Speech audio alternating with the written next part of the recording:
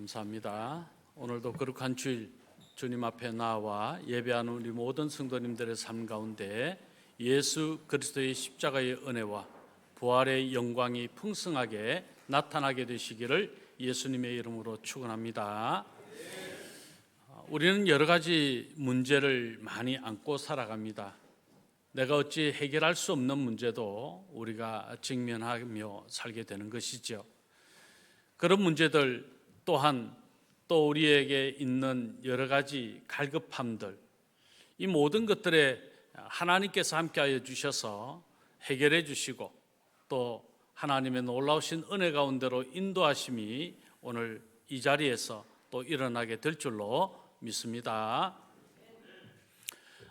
오늘 특별히 우리에게 주신 본문의 말씀 한 절을 읽었는데요, 이 본문의 단락 전체를 살필 것이 아니라 이 한 절의 내용을 통해서 나타난 영성이라고 하는 주제를 중심으로 하나님의 말씀을 전하려고 합니다.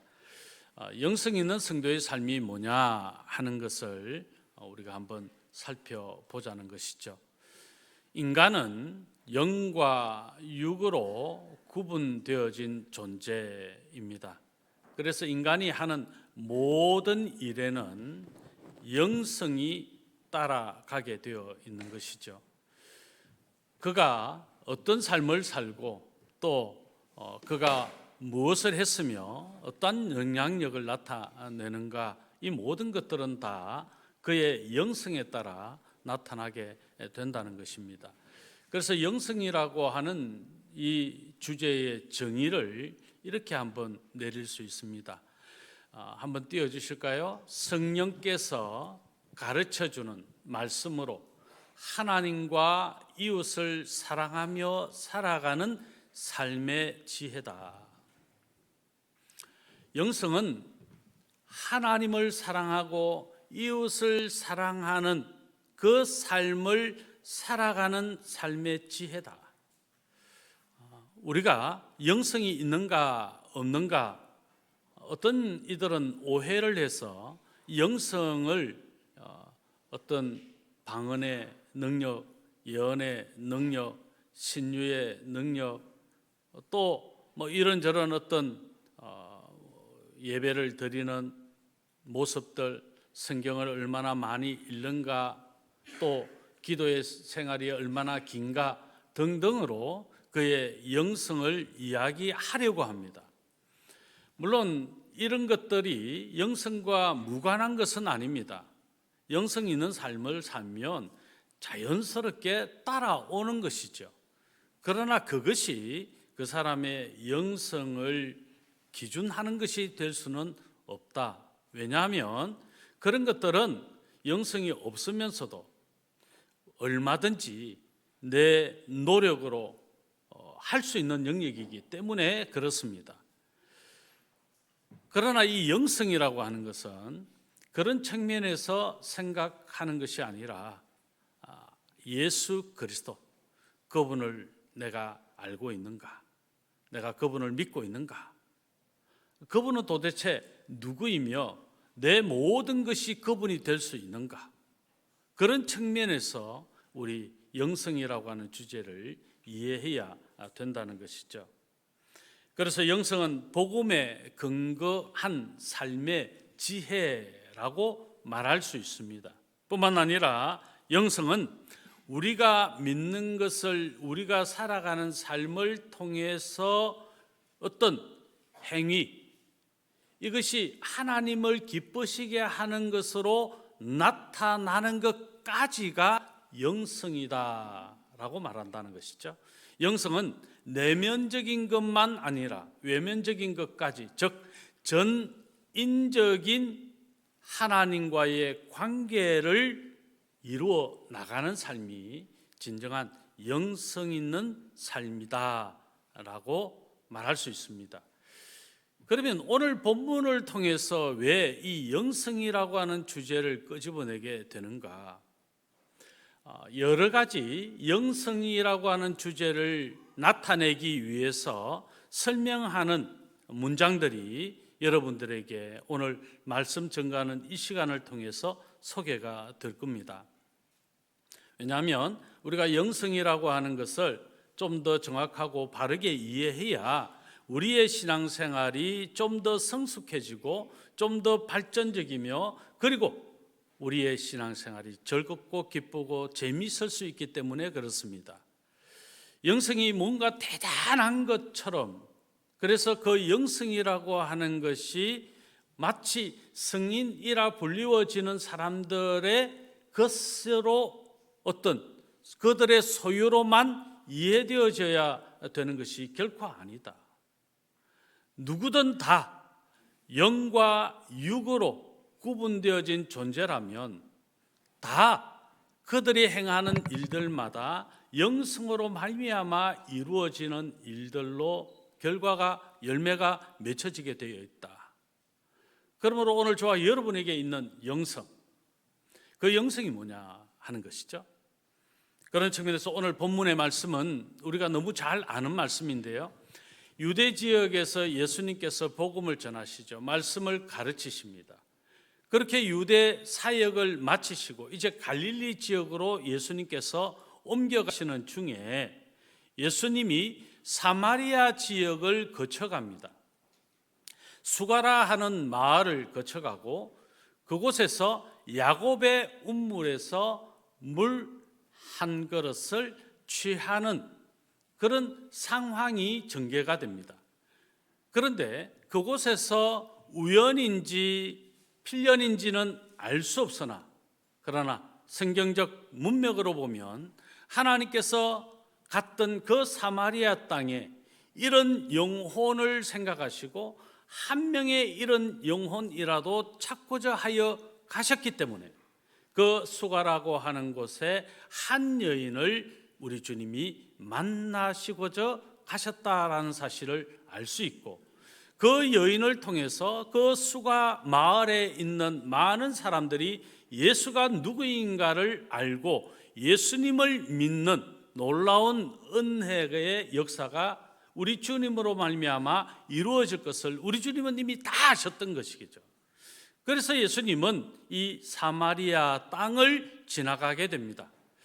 당시에 이 사마리아 지역에 대한 특성을 우리가 조금 이해할 필요가 있는데요, 사마리아는 종교적으로나 혈통적으로나 혼합되어진 지역이었어요.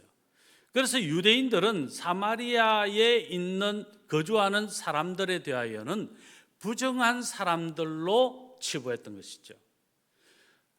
심지어는 그들을 일컬어서 정상적인 사람으로 예우하지 않고 마치 짐승과 같이 개와 같이 취급했던 유대인들이었습니다. 그런 유대인들이 이 유대 지역에서 갈릴리 지역으로 가기 위해서는 직통으로 가면 반드시 사마리아 지역을 거쳐가야만 했어요. 사마리아를 거쳐서 갈릴리 지역으로 가면 훨씬 가까운 길이 되는 것이죠. 지름길이 되는 것이죠. 그런데 유대인들은 이 사마리아에 대한 부정적인 시각 때문에, 그리고 사마리아 지역 사람들이 부정하다고 여겼기 때문에 둘러가게 되는데 그 둘러간 길이 베레아 길이었어요. 베레아 땅으로 둘러서 가는 것이죠. 이게 일반적인 유대 사람들이 사마리아에 대한 생각이었습니다. 그러면 예수님께서도 유대인이셨기 때문에 유대 지역에서 갈릴리 지역으로 가기 위해서는 사마리아 땅으로 가지 아니하고 베레아 지역으로 갔어야 했습니다.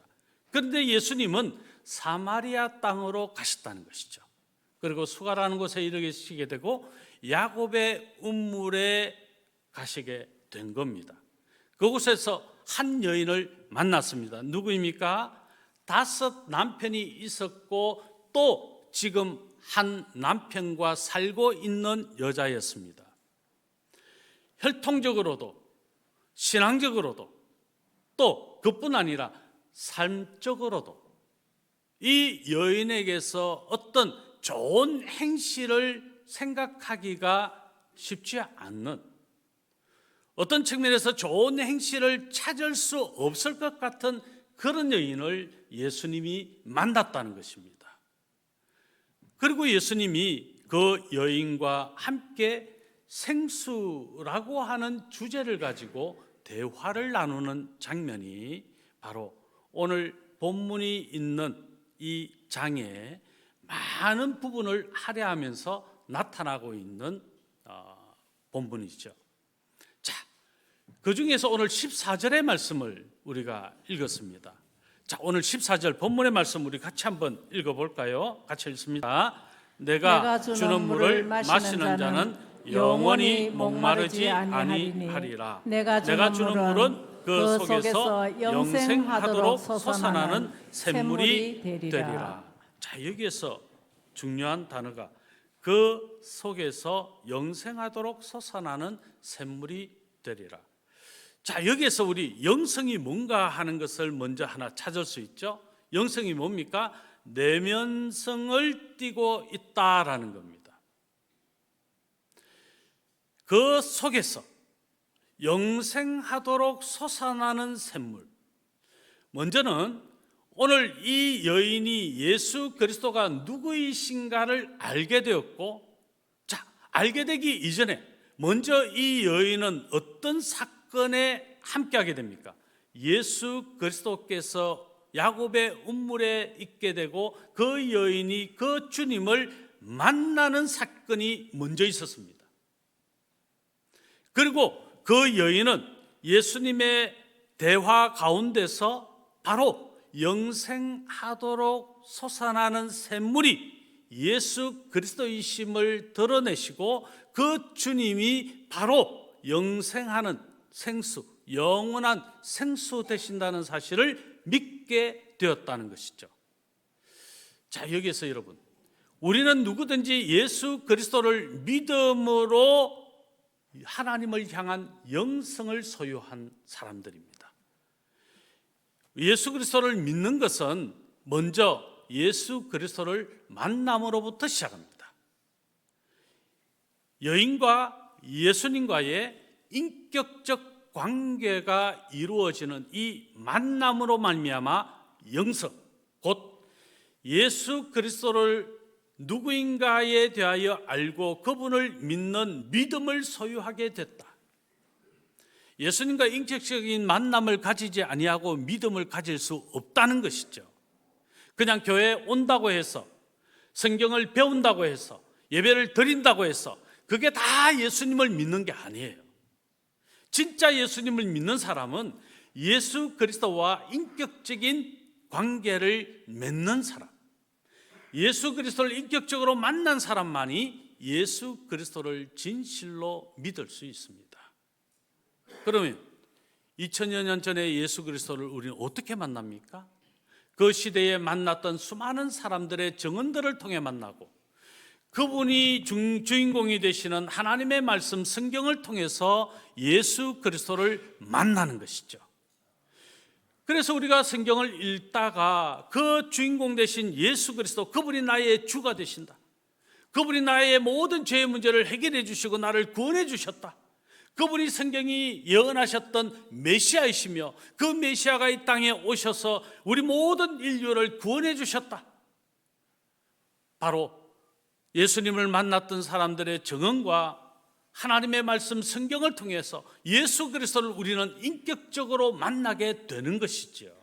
분명한 사실을 통해서 우리는 예수님을 만나는 것입니다. 예수님과 만나서 우리는 예수 그리스도를 나의 주로, 나의 왕으로, 나의 구주로 믿게 된 거예요. 그래서 예수님을 믿는 사람은요, 예수님을 인격적으로 만난 사람이에요. 예수님을 인격적으로 만났다는 것은 예수님께서 나를 찾아오셨다는 거예요. 내가 택한 자이고, 그래서 나를, 우리 주님이 부르시기 위해 나를 찾아오셨다, 나를 신방해 주셨다. 그래서 그분이 누구이신가를 나에게 드러내 주셨고, 내가 그분을 영생하도록 솟아나는 샘물이심을 내가 믿게 되었다. 바로 이 여인의 사건을 통해 오늘 저와 여러분의 믿음의 근거를 발견해 볼 수 있는 것이죠. 그렇습니다. 영성은 예수님과의 인격적 관계를 맺는 것이며 예수님과 동행하는 것이며 삼일체 하나님과의 만남을 지속적으로 가지고 동행하는 것이다. 이게 영성이다라고 또 말씀드릴 수 있는 거죠. 자, 그래서 이 영성이라고 하는 주제를 여러 문장으로 제가 설명해 드린다고 했어요. 나타날 거예요. 자, 이것을 다 종합적으로 여러분들이 한번 들으시면 영성이 뭐냐? 왜 그리스도인에게 이 영성이 그렇게 중요하냐는 것을 우리가 깨닫게 되는 것이죠. 자, 그리고 이 영성이 이제 예수 그리스도를 나의 주로 왕으로 고백하는 내면적인 사건으로 일어난다면 이게 끝이 아니라는 거예요. 반드시 내면적으로 예수 그리스도가 누구이신가를 내가 알게 되면 이제 행위적인 외적인 측면에서도 예수 그리스도를 향한 믿음의 고백이 반드시 나타날 수밖에 없다. 이것을 전인적 호람데오라고 말합니다. 내 마음과 뜻과 목숨과 삶이 전부 다가 오직 하나님 앞에 있는 부끄럼 없는 삶으로의 삶을 살아내는 그 지혜, 이게 영성이다. 여러분, 호람데오라는 말을 우리가 잘 아시지 않습니까? 하나님 앞에서, 하나님 면전에서, 하나님 얼굴 앞에서. 무슨 말이에요? 우리가 하나님 앞에서 살아가는 사람, 하나님 앞에서 살지 않는 사람과는 전혀 삶이 다를 거라는 것을 누구도 부인할 수 없어요. 여러분, 다 예수님을 믿는다고 하면서도 다 예수님을 믿는 것 같이 살지 않을 수도 있고, 예수님을 믿는다고 하는 사람이 예수님을 믿는 그 삶이 주변에서 알 수밖에 없도록 사는 사람도 있어요. 자, 하나님 앞에서 내가 어떻게 사는 것이 영성 있는 삶이라는 겁니까? 부끄럽지 않은 거예요. 여러분, 우리 가정에 만약에 대통령이 와 있다, 또는 아주 그냥 굉장한 어떤 손님이 와 있다, 그러면 그 손님이 있는 가정에서 부부가 함부로 행동을 하고 함부로 말하고, 또 자녀들이 함부로 행동을 하고 함부로 말하고, 또 집이 그냥 이렇게 저렇게 뒤죽박죽으로 되어 있고, 그럴 수 있겠습니까? 아주 귀한 손님이 온다 그러면 집부터 치울 것이고, 또 비록 부부 싸움을 조금 했다 하더라도 아닌 척하고 그냥 희죽희죽 웃으면서 좀 뭔가 다른, 손님이 온 것 같은 모양을 갖추지 않겠어요? 근데 여러분, 우리 가정에 예수 그리스도께서 거하신다고 하는 사실을 이게 진짜 믿는다면, 가정 속에서 예수님이 계신 것 같이 행동하지 않는 말과 그런 어떤 삶의 모습이 나타난다면 이게 모순 아닌가요? 예수님이 없는 사람들은 가정에서 이렇게 저렇게 마음대로 할 거예요. 그러나 예수님을 모신 가정은 다를 수밖에 없어요. 부부의 대화의 수준도 달라질 것이고, 부모와 자녀들의 관계가, 또 대화와 모든 삶의 모습의 수준이 달라질 수밖에 없을 거예요. 조심해질 수밖에 없을 거예요. 부끄럽지 않게 하기 위해서, 주님이 보시기에 부끄럽지 않게 살기 위해서 더 노력할 수밖에 없을 거예요. 조심하면서. 그렇지 않겠습니까? 우리 교회는 예수님이 지금 계세요. 여러분 옆에 한번 보세요. 예수님이 앉아 계신가? 보이시나요? 저는 보이는데요. 저는 여러분들이 예수님 같아요. 여러분 옆에 계신 분을 보면 예수님을 볼 수 있어야 돼요. 왜요? 예수님의 피값으로 사신 귀하고 존귀한 분들이거든요. 그런 귀하고 존귀한 분들 우리가 생각한다면 우리가 함부로 말하고 함부로 행동하고 함부로 살 수 있어요? 그럴 수 없지요. 예수님이 보이지 않으니까, 예수님을 믿지 않으니까, 영성이 없으니까 함부로 말하고 함부로 생각하고 함부로 내 기분대로 어떻게 표현할 수 있겠지요. 예수님이 계시면 그럴 수 없더라는 거예요. 이게 영성이라는 거예요. 언제나 하나님 앞에서 사는 부끄럽지 않는 내 모습으로 내가 내 삶을 주장해낼 수 있는 이 삶의 지혜가 바로 영성이다.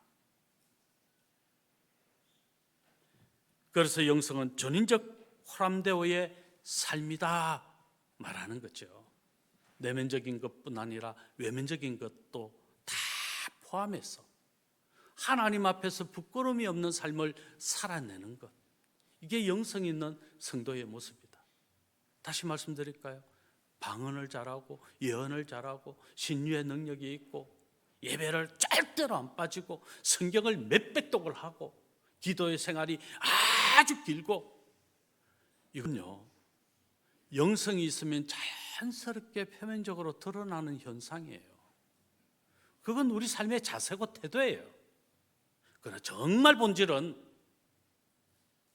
예수 그리스도, 그분을 아는 거고 그분을 믿는 것이고 그분을 살아내는 게 영성인 거예요.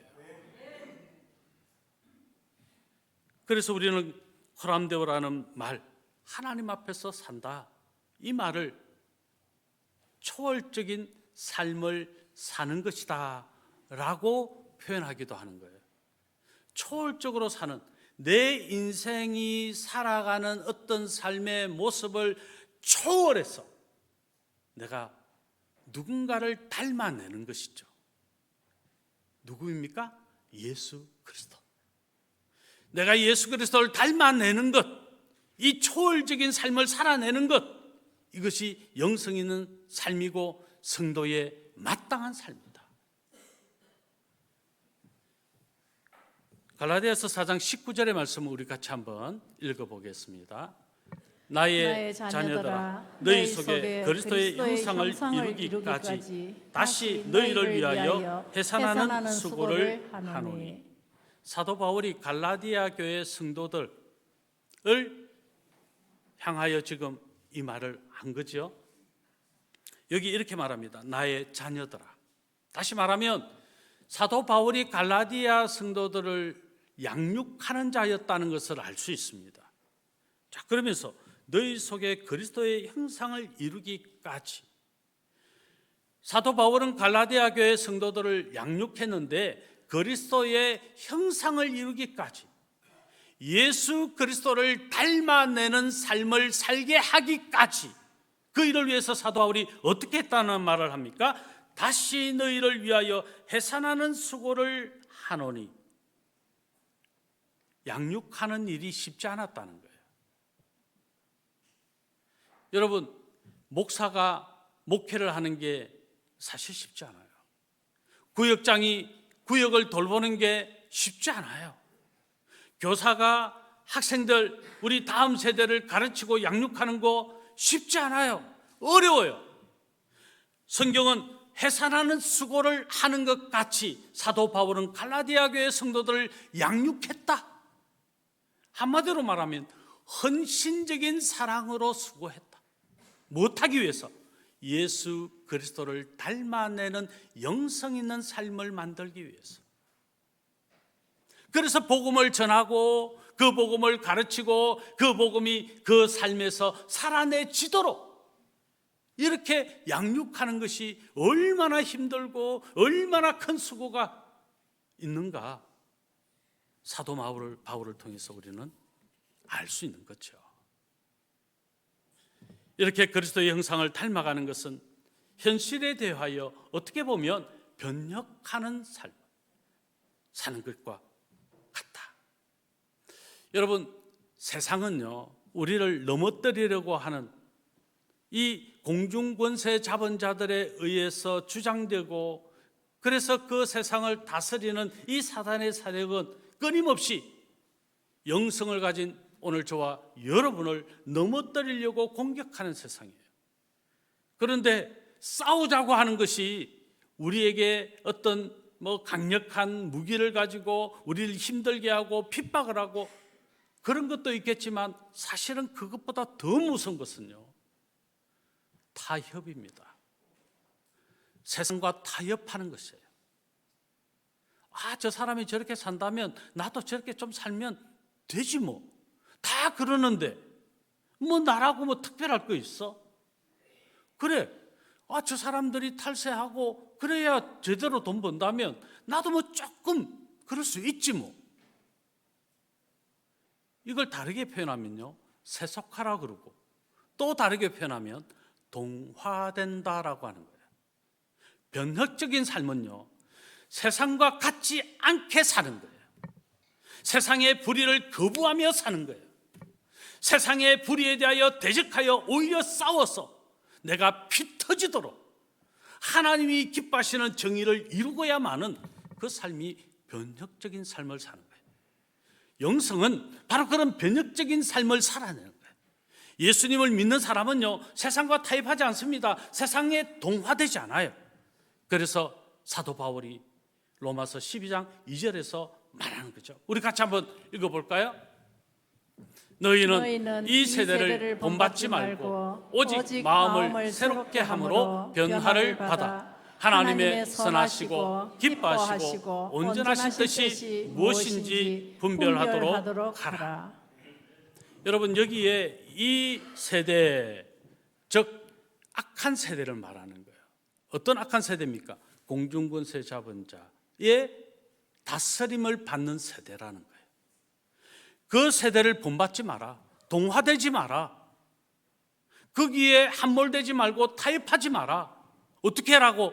변혁적인 삶으로 대적하여 오히려 그 세대, 악한 세대와 맞서서 거부하며 살아라. 그게 영성이라고 말하는 것이죠. 그게 바른 믿음이고 예수님을 닮은 삶을 살아내는 거다. 오직 마음을 새롭게 함으로 변화를 받아. 우리가 마음을 새롭게 함으로 어떻게 변화를 받을 수 있습니까?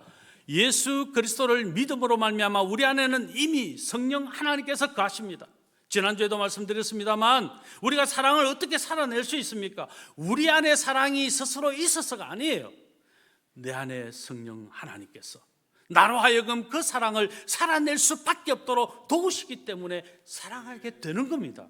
마찬가지예요. 내가 어떻게 변혁적인 삶을 살 수 있습니까? 내 안에 성령께서 도와주셔서 내 마음을 새롭게 함으로 변화를 이루는 것이죠. 변혁적인 삶을 사는 것이죠. 악한 세대와 거부하면서 정의를 이루며 살게 되는 것이죠. 이게 오늘 저와 여러분 영성 있는 성도의 삶의 모습이라는 겁니다. 그러면 어떤 일이 일어납니까? 하나님의 선하시고 기뻐하시고 온전하신 뜻이 무엇인지 분별하여 주님의 기쁘심이 되는 거죠. 주님의 영광을 드러내는 거죠. 그러기 위해서 우리는 한 가지 중요한 것이 있습니다. 하나님의 말씀을 가까이 하는 거예요. 여러분, 예수 그리스도를 어떻게 만난다고 했습니까? 예수 그리스도의 십자가를 목격한 증인들의 증언을 통해서, 예수 그리스도의 부활을 목격한 그 증인들을 통해서 우리는 예수 그리스도의 십자가를 만나고 예수 그리스도의 부활을 만나는 거예요. 그 증언이 무엇입니까? 하나님의 말씀인 성경이거든요. 그래서 우리는 하나님의 말씀인 성경을 읽고 묵상해야 되는 거예요. 2024년 올해는요, 우리 교회가 300독을 이루는 거예요.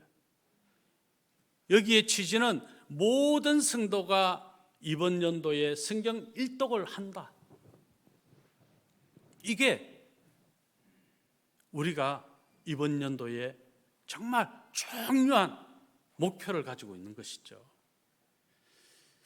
여러분, 우리는 계속해서 성경을 지금 읽어가고 있습니다. 벌써 새벽 예배에 참여를 하고 만약에 또 가정 예배로 우리 카톡으로 문자를 받으시면 아마 그냥 이독씩 자연스럽게 되게 되어 있는 구조잖아요. 새벽은 좀 어떤 분들 힘들기 때문에 그러면 카톡으로 오는 분들은 그것만 한번 읽어도 이번 연도 일독이 자연스럽게 되는 거예요. 얼마나 쉬워요? 그런데 카톡 한번 열어보죠. 카톡으로 문자를 못 받으시는 분이 혹시 계실 수도 있겠어요?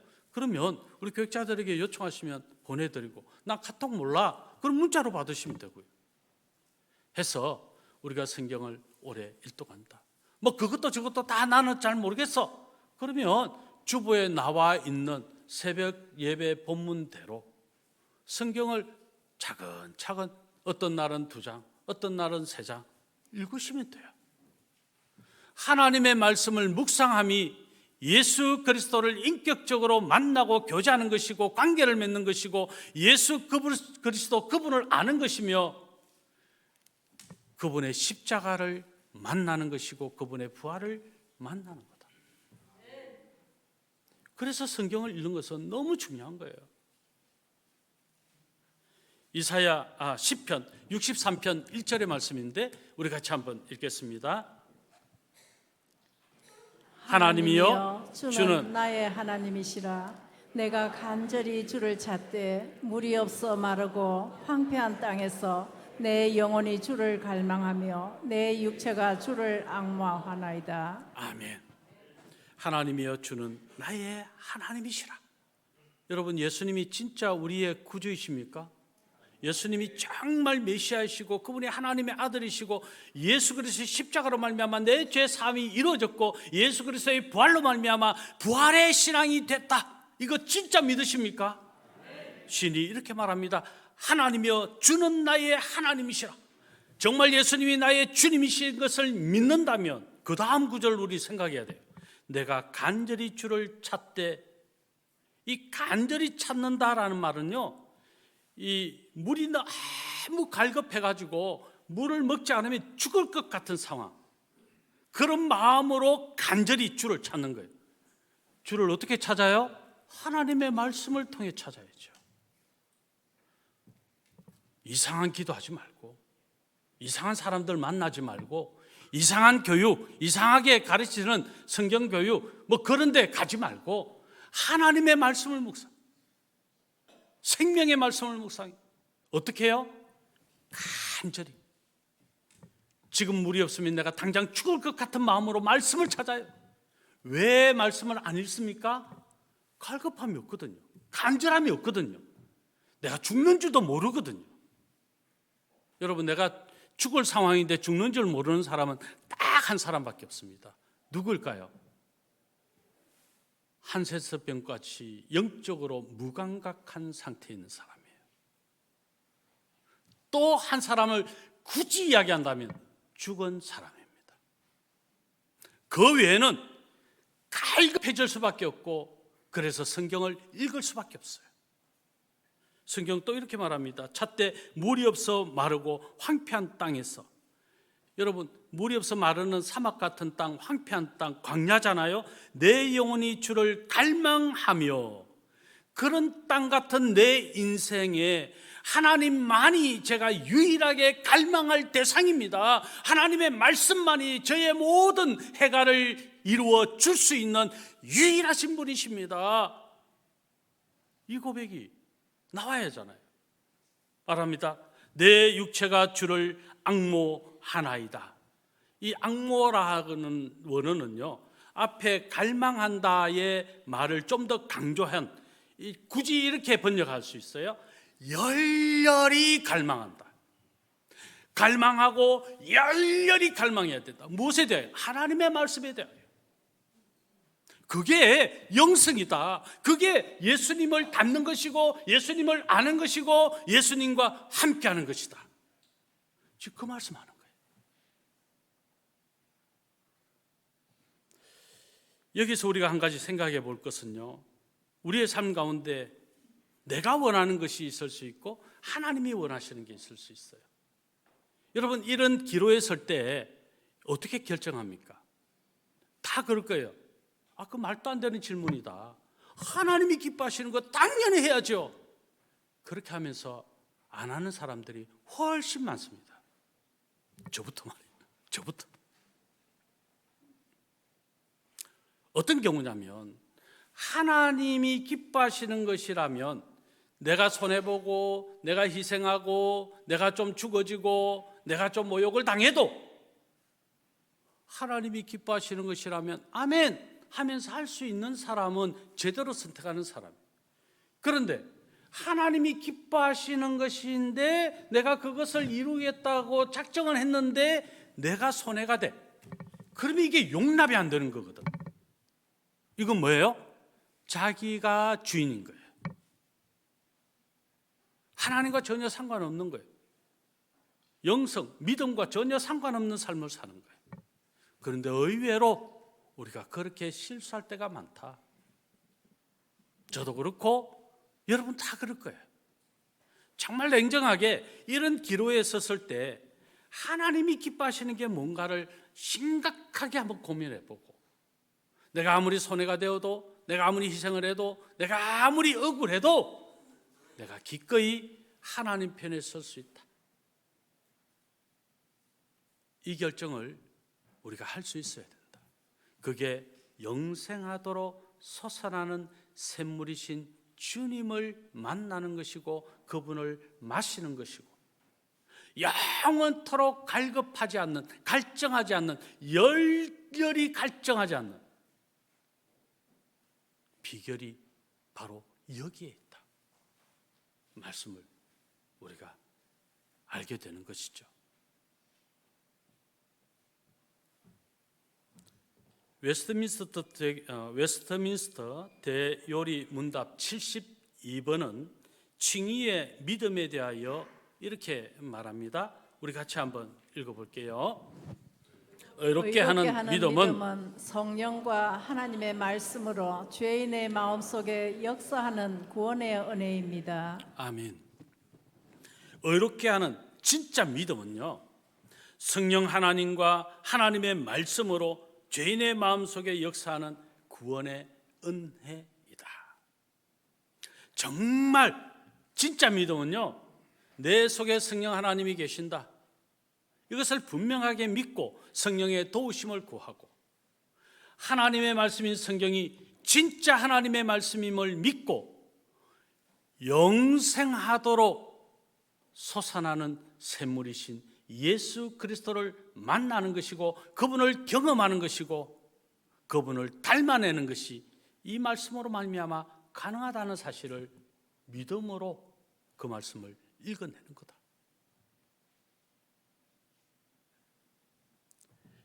그래서 14절에서 예수께서 주시는 물을 마시는 사람은 그가 누구이든지 영원히 목마르지 않게 된다는 참으로 놀라운 말씀을 우리에게 주시는 것이죠. 이 물의 주체가 누구입니까? 바로 예수 그리스도. 이 세상의 어떤 것으로도 채워질 수 없는 영적 갈증, 인생의 갈증, 그 문제를 완벽하게 완전하게 해결해 주실 수 있는 유일한 이름, 예수 그리스도. 그분이면 됩니다. 예수 그리스도와가 아닙니다. 그리스도, 예수, 그분만입니다.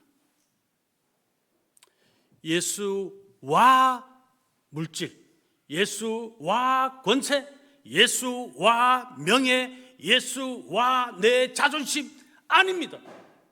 오직 예수 그리스도, 그분만이어야 됩니다. 그러면 모든 것은 해결됩니다. 와 하니까, 와 내 자존심도, 와 물질도, 와 건강도, 와 이것도 저것도 하니까 내 인생이 더 꼬이는 거예요. 문제가 해결 안 되는 거예요. 더 갈급해지는 거예요. 해결되지 않는 죽을 것 같은 상황에 더 무섭게 직면하게 되는 거예요. 예수 그리스도만입니다. 예수 그리스도만 우리에게 참 만족을 주실 수 있습니다. 그분만이면 됩니다. 그래서 예수님께서 사마리아 여인에게 말씀하신 내가 주는 물은 바로 그분의 속죄와 관련되는 것이죠. 예수 그리스도로 말미암아 우리의 모든 죄 사함이 이루어지는 것이죠. 예수 그리스도가 아니면 내 죄의 문제를 해결할 길이 없습니다. 오직 예수 그리스도로 말미암아 우리의 죄의 문제가 해결되고 우리의 삶의 모든 영역의 문제들이 해결받을 수 있습니다. 요한복음 8장 36절입니다. 우리 같이 한번 읽겠습니다. 그러므로 아들이 너희를 자유롭게 하면 너희가 참으로 자유로우리라. 수고하고 무거운 짐진 자들아 다 내게로 오라. 내가 너희의 무거운 짐을 다 내가 짊어지리라. 우리 주님 약속하시고 십자가를 지셨어요. 우리가 진정한 쉼을 얻을 수 있는 것은 예수 그리스도 그분만으로만 가능합니다. 그래서 아들이 너희를 자유롭게 하면, 예수 그리스도께서 우리를 자유롭게 하면 너희가 참으로 자유로우리라. 어떤 인물이나 종교, 신학 아닙니다. 오직 예수 그리스도만입니다. 예수님이 없는 이들은 마치 중병에 걸린 부자와도 같아서 평화가 없어요. 늘 염려와 근심, 고통, 헤어날 길이 없는 거예요. 그러나 예수 그리스도만 믿는 사람은, 복음 안에만 있는 사람은 언제나 어떤 상황 가운데서나 승리의 평안을 누릴 수 있습니다. 예수님을 믿는 사람은 그 순간부터 생명의 떡이신 그분이 함께 하시기 때문에 평안이 주어지고 기쁨이 주어지고, 그래서 진정한 은혜의 삶을, 감사의 삶을, 능력 있는 삶을, 큰 기적과 기사를 일으키는 삶을 살게 되는 것이죠. 성경 읽습니다. 요한복음 6장 35절입니다. 같이 한번 읽겠습니다. 예수께서 이르시되 나는 생명의 떡이니 내게 오는 자는 결코 줄이지 아니할 터이요 나를 믿는 자는 영원히 목마르지 아니하리라. 예수님만이 우리의 모든 문제를 해결해 주실 수 있는 유일하신 분이심을 믿습니다. 오늘 본문에 이 영생하도록 솟아나는 샘물, 이 샘물이라는 이름이 이점이 교회, 이점이가 이 샘물이라는 뜻이에요. 우리가 영생하는 삶을 산다, 영성 있는 삶을 산다, 예수님을 닮은 삶을 산다. 그러면 자, 조금 복습할까요? 내면에 하나님을 향한 믿음의 고백이 분명하고, 그 다음 내 삶을 통해서 성령이 주시는 능력, 그 은혜, 그 역사심을 통해서 내가 예수 그리스도를 닮아내는 삶으로의 전인적 코람데오의 삶을 살면 우리는 우리의 삶이 다를 수밖에 없다. 이점이 교회를 우리가 돕기 위해서 바자회를 한다면 여러분, 이것도 한 가지 이해가 되는 것이죠. 우리가 믿음의 고백을 분명히 했다면 선교사님들의 선교 사역을 위해서 내가 어떻게 도울고 고민했다면 구체적으로 그 돕는 일을 위해서 내가 헌신해 내는 것, 이게 전인적 코람데오의 삶이에요. 하나님은요, 생각만 품은 사람을 기뻐하지 않아요. 생각은 누구든지 품을 수 있어요. 누구든지 착할 수 있어요.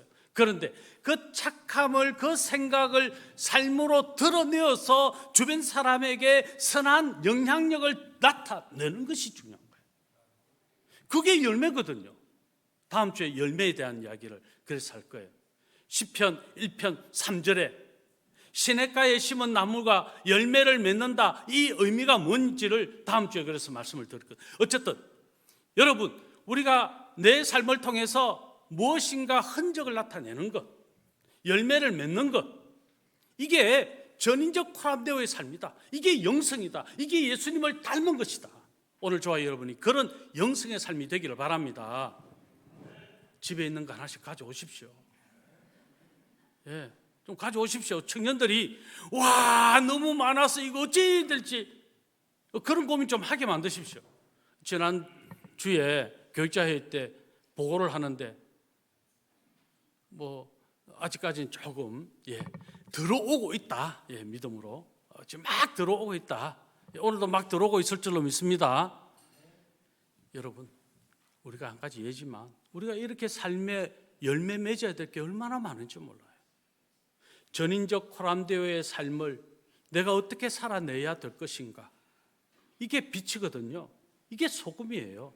이게 향기고요. 이게 영향력이에요. 영성 있는 사람은 그런 영향력을 나타낼 수밖에 없어요. 말씀했습니다. 예수 그리스도는 영생하도록 솟아나는 샘물입니다. 예수 그리스도는 복음입니다. 예수 그리스도는 복음의 본질이요 복음의 전부입니다. 예수 그리스도는 복음의 알파요 오메가이십니다. 예수 그리스도만이면 됩니다. 왜 다른 것에 기웃거립니까? 예수 그리스도가 없는데, 예수 그리스도가 빠지면 아무것도 아닌데. 이 여인이 이후에 어떻게 됐어요? 제가 소개합니다. 예수님을 만났던 여인, 28절로 29절, 여자가 물동이를 버려두고 동네로 들어가서 사람들에게 이르되 내가 행한 모든 일을 내게 말한 사람을 와서 보라, 이는 그리스도가 아니냐. 39절입니다. 여자의 말이 내가 행한 모든 것을 그가 내게 말하였다 정언하므로 그 동네 중에 많은 사마리아인이 예수를 믿는지라. 42절입니다. 그 여자에게 말하되 이제 우리가 믿는 것은 내 말로 인함이 아니니 이는 우리가 친히 듣고 그가 참으로 세상의 구주신 줄 알미라고 하며, 이 사마리아의 수가성의 사람들이 많이 예수님을 믿게 되었다 성경이 증거합니다. 우리의 영성 있는 삶을 통해서 이 도시를 축복할 수 있습니다.